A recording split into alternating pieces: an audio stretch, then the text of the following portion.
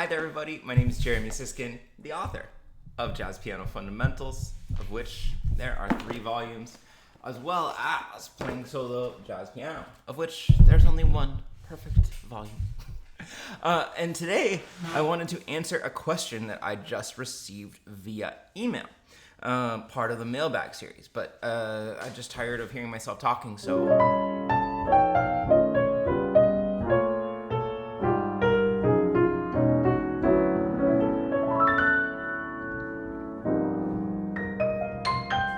There's our theme music. So the question is, do you need to have perfect pitch to be a successful jazz musician? To this, I have a 1-word answer. No! You really do not need to have perfect pitch to play jazz. I actually don't have the data as to which jazz greats did and didn't have perfect pitch. I'm pretty sure that Bill Evans did not. I think Oscar Peterson probably did. I don't know that. I don't know any of that for a fact. But I can tell you about my experience out in the field playing with a lot of incredible musicians, taking lessons from a lot of incredible musicians, and the vast majority of jazz musicians who might be playing professionally do not have perfect pitch. And my attitude towards it is that perfect pitch is very much an advantage at the beginning stages of the jazz journey. If you are a middle school, high school, freshman in college, sophomore in college studying jazz, perfect pitch helps a lot because you can skip a lot of these early steps. Perfect pitch is a little bit like having an answer key handed to you. Or let's put it a different way. It's a little bit like having access to ChatGPT and being able to have all of the correct answers to a lot of questions. So this is going to be very helpful in school, right? You're going to have all the right answers to your math questions, your literature questions, whatever subject you want to pursue. But as you start to get to those upper levels in college and professionally, having correct answers actually isn't going to help you that much. I mean, sure, in some ways it'll help you, but are you going to be a good manager? Are you going to be an inspired artist? Are you going to be a good colleague because you have these right answers? No. And what ends up happening, I witnessed this in college, is that students who go through the appropriate ear training, they start to have the right answers too. So by the time you've done about 2 years worth of pretty intensive ear training, your ear is going to be almost every bit as good as the ear of somebody who has perfect pitch. Okay, and I want to circle back to that because this is the really probably important thing of your question. But I witnessed this when I was in college. I went to the Eastman School of Music, and the students who had perfect pitch, freshman, sophomore year, they were riding high. It was taking them less time to do their homework. They were playing a little bit better. By the time they got to junior year, not only had everybody else caught up, and they were able to do things basically just as quickly, but they had worked a little harder to get to some of these answers.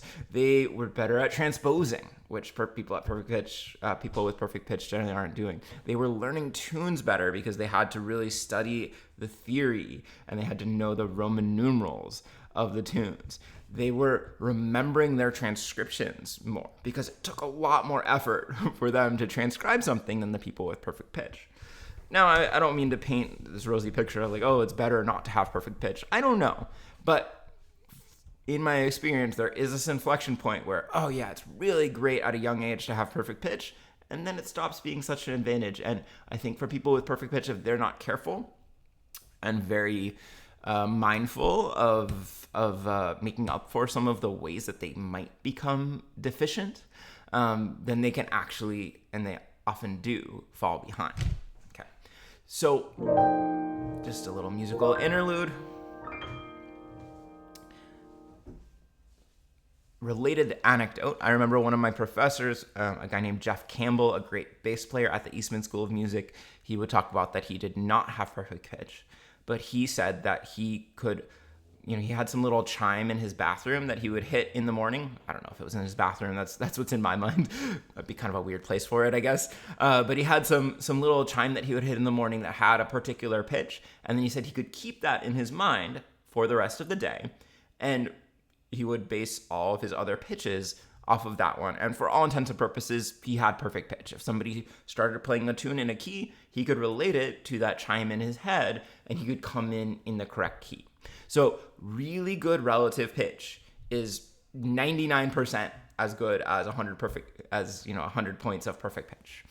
Really good relative pitch is really, really valuable. And like I said, because people work a little bit harder to earn it, they often have better memories and better other skills. Okay, so how do you acquire that relative pitch? Don't worry, I'm not about to sell you anything. I feel like I'm about to go, well, with my 5-part method, you can acquire perfect relative pitch.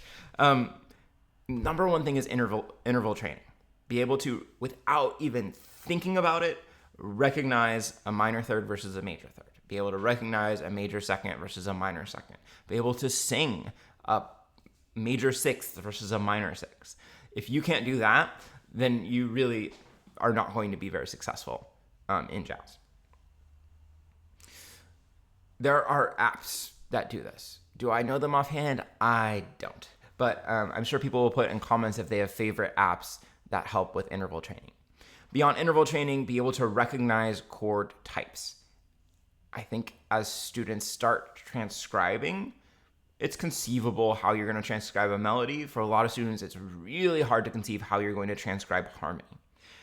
You have to have just a absolutely solid knowledge of chord types, and not just in root position, major, minor, dominant, but if you hear this voicing, what kind of a chord is that? If you hear this voicing, what kind of a chord is that? If you hear this voicing, what kind of a chord is that? What alterations are there? You have to really know that cold, because when it comes down to it, all harmony is a root note and then a sonority on top.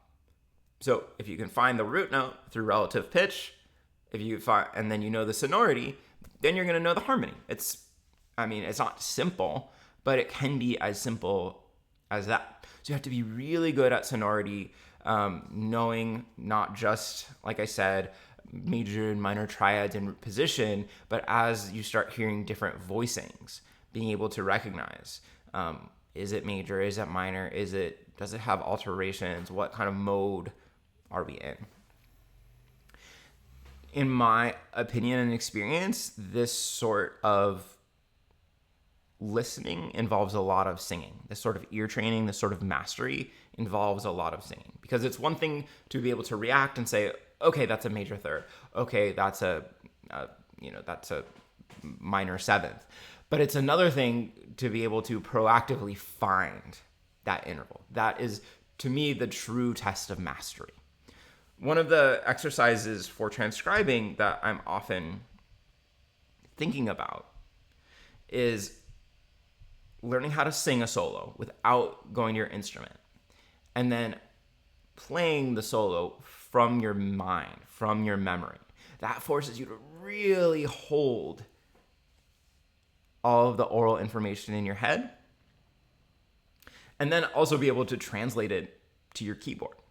And actually, I took a master class with Grace Kelly, the saxophonist, and she had an in-between step, which I thought was really cool, which was what she called tapping. And so let me demonstrate this. I'm going to sing for you, which is never really a good thing on this channel. I'm not a singer. I don't have any kind of a range. But for you, for my listening audience, I'll do anything.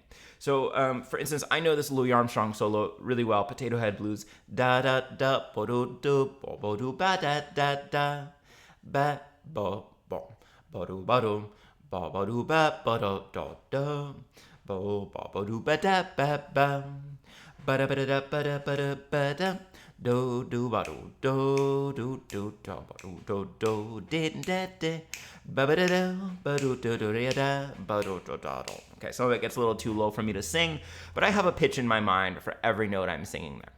So I learned that from listening to the album again and again and again, singing along with it, right? And then here's the Grace Kelly intermediate step, which is that I sing and I put my hands on the fingers on the key. I put my fingers on the key as though I'm going to play it. Da da da ba do do bo bo do ba da da da be ba bom ba do ba do ba ba do ba ba do ba bom bo ba ba do ba da ba ba ba da ba da ba do ba do ba do do ba ba do da yo ba ba ba do ba ba da da da bo do ba da da ba do ba do ba da ba do ba da. Okay, why do that? Well, it's forming this connection between what's in your head and the instrument. You might say, well, aren't I forming that connection when I actually play the notes too? And yes, you are. But at that point, in my experience with most students, what happens is that you stop really listening to yourself and you start really listening to the instrument. So by tapping the keys, you could allow what's in your head to still be the main sound. And yet you're also connecting physically with your instrument. You're thinking about, okay, what kind of a leap is that? What notes are those? And so when you actually go to play it, what's going to be coming out, hopefully, if you do this enough in the right ways, et cetera, is not something that your fingers want to do, your hands want to do, your brain wants to do, but that's inside voice, what Gordonian music experts called audiation, right? This inner ear.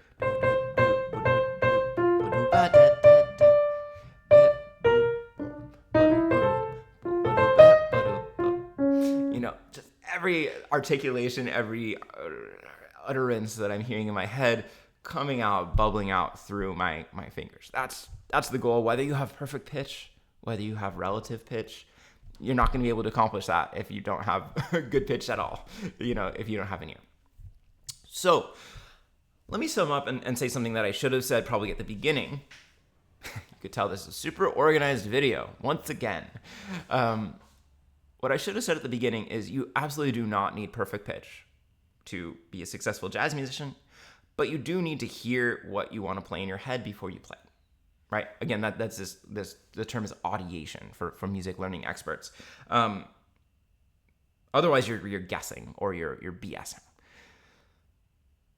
So you definitely need to hear what you want to play in your head, but you can constantly close the gap between what you're hearing in your head and what you're playing through really intentional ear training.